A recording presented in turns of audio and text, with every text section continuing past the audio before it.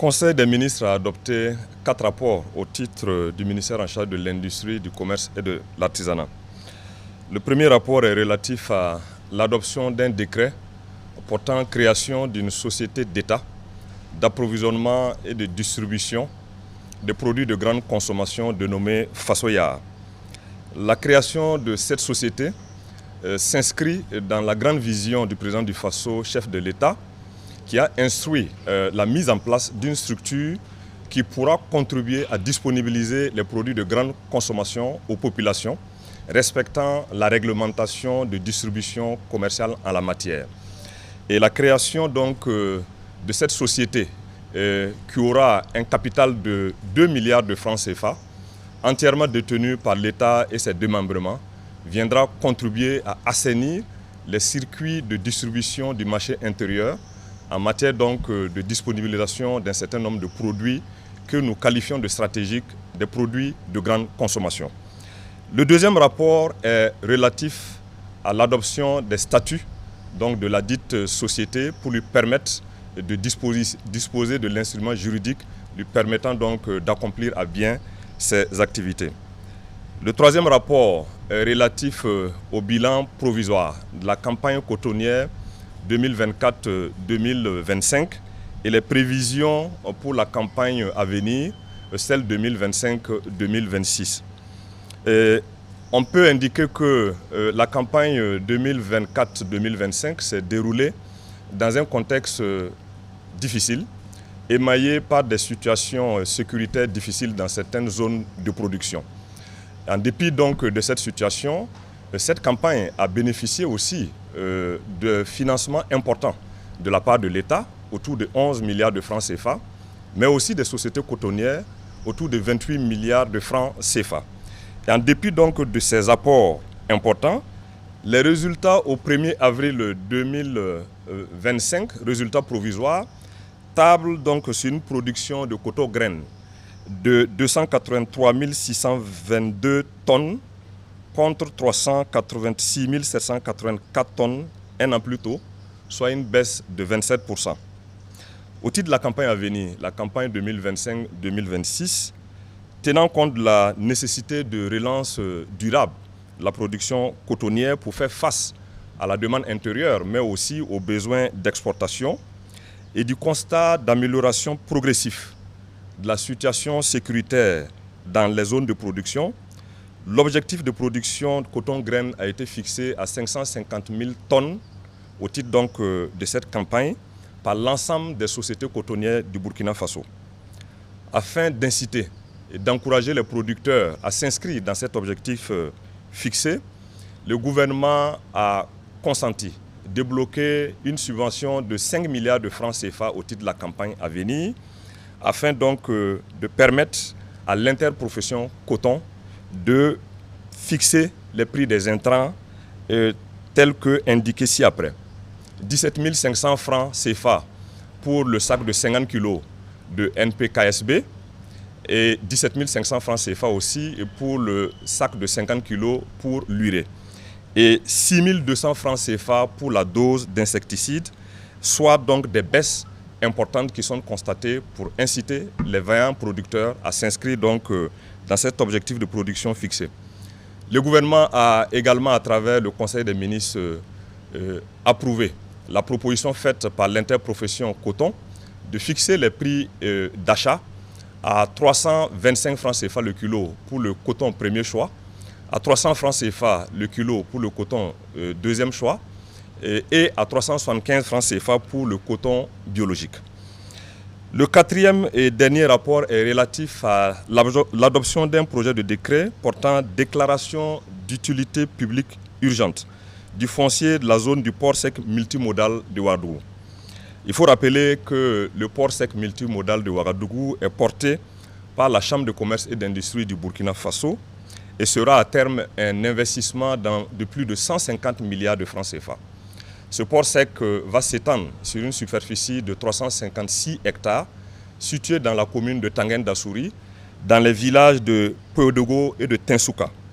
Et le projet ayant souffert depuis plus de 10 ans de situations inconfortables dues à certains acteurs qui, pour des intérêts particuliers individuels, mettaient à mal son bon déroulement, l'adoption de ce décret qui déclare désormais la zone d'emprise donc de ce projet permettra d'accélérer l'opération de mobilisation du foncier et permettre à la Chambre de commerce et d'industrie du Burkina Faso de dérouler la mise en œuvre résolument de ce projet de port sec multimodal de Ouagadougou qui viendra décongestionner la ville de Ouagadougou et ses alentours.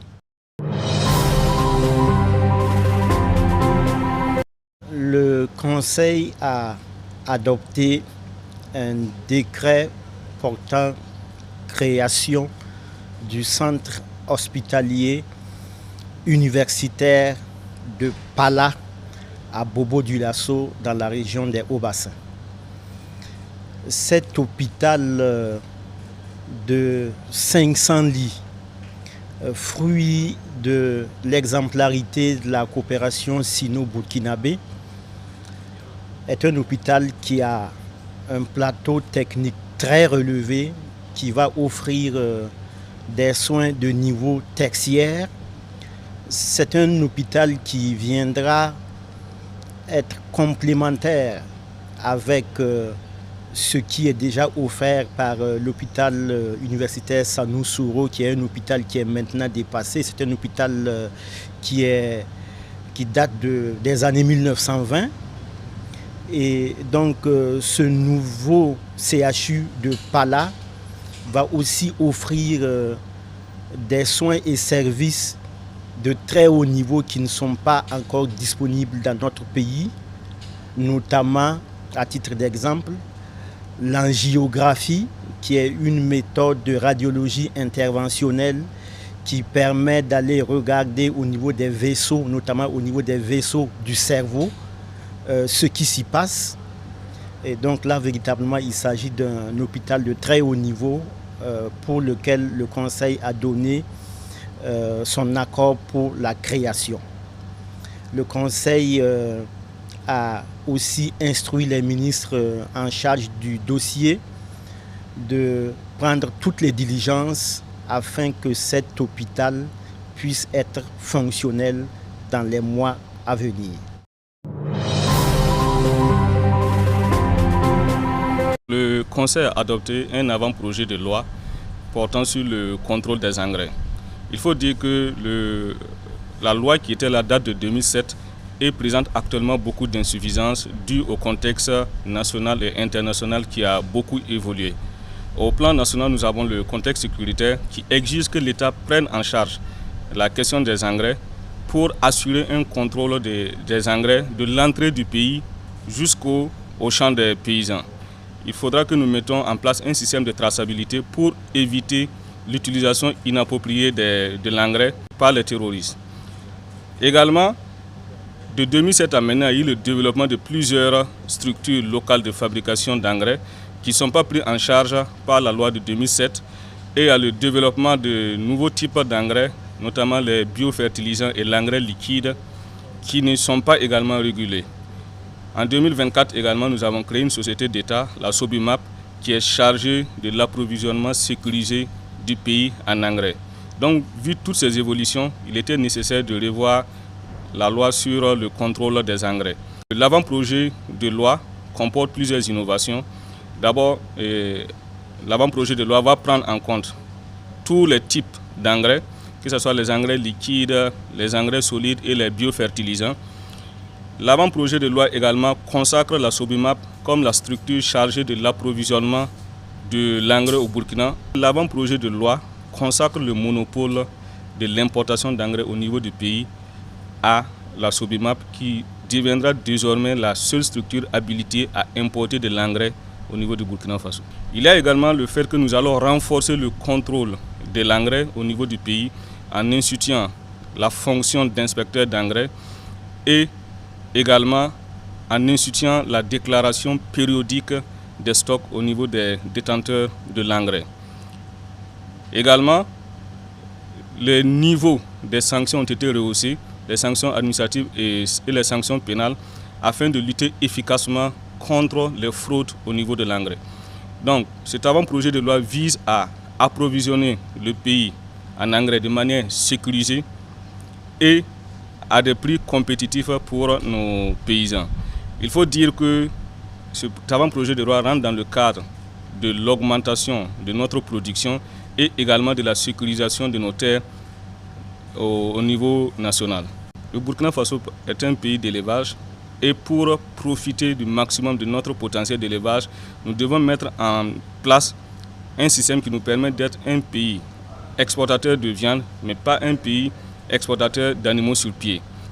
Donc la situation de nos abattoirs actuellement, nous n'avons pas une structure centralisée de gestion. Nous avons des infrastructures qui sont vétustes, un mode de gestion qui est assez défaillant, ce qui nous a amené à créer l'agence Faso Abattoir. Et l'agence Faso Abattoir sera chargée de moderniser nos abattoirs nationaux et régionaux dans un premier temps, de les équiper en logistique pour le transport de la viande et d'édicter les normes également pour une bonne gestion de nos abattoirs.